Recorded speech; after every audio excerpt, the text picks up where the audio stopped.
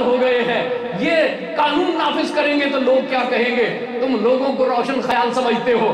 وہ بیٹے جو اقتدار کے لیے اپنے باپ کا گلا کاٹ دیتے ہیں، وہ لوگ جو کہ اپنے بیٹوں کو پس دیوار زندہ دھکیل دیتے ہیں، وہ جو اپنے بھائیوں کو زہر دے دیتے ہیں، وہ تو تمہیں مہذب لگ رہے ہیں، اور اللہ جو ارحم الراحمین ہے اس کا قانون تمہیں غیر مہذب لگ رہا ہے۔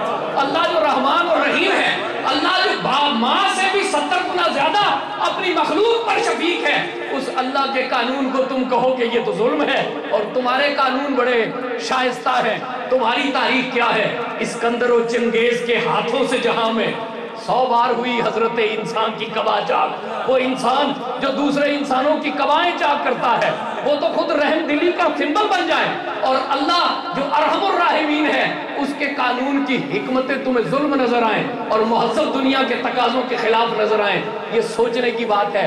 قرآن مقدس نے کہا کہ وہ لوگ جو اللہ کے حکم کو حقیر سمجھتے ہیں، من لم یحکم بما انزل اللہ فاولئک هم الکافرون، یہ فتویٰ کسی مفتی نے نہیں دیا، یہ حکم قرآن کا اپنا ہے، یہ حکم قرآن کا اپنا ہے۔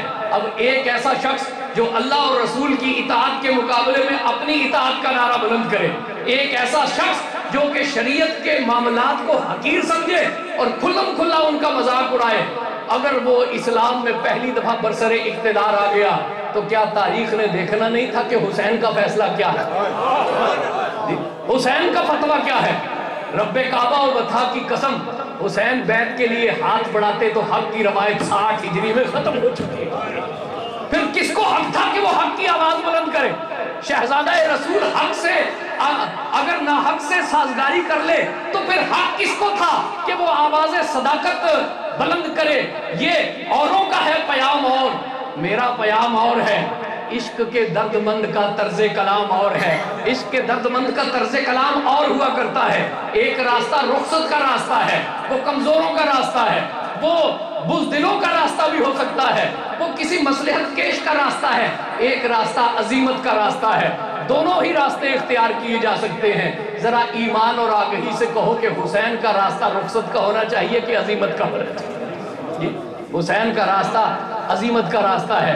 معاملہ یہ نہیں کہ اقتدار کس کے پاس رہا، اقتدار تو ایک آنی جانی چیز ہے نا، اقتدار کی تمام حسین پاک کو ہو ہی نہیں سکتی۔ حسین کا راستہ عظیمت کا راستہ تھا، اور عظیمت کا راستہ ہی باوفا لوگوں کا راستہ ہوتا ہے۔ بادہ نوشان مہے عشق کی لب بوسی،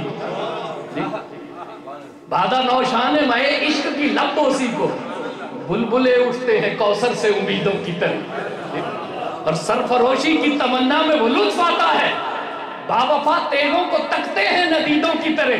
حسین کا راستہ عظیمت کا راستہ تھا، حسین کا راستہ رخصت کا راستہ نہیں ہو سکتا۔ حسین نے اپنی تحریر سے ایک فتویٰ تحریر کر دیا، ایک اپنے خون سے ایک فتویٰ تحریر کر دیا۔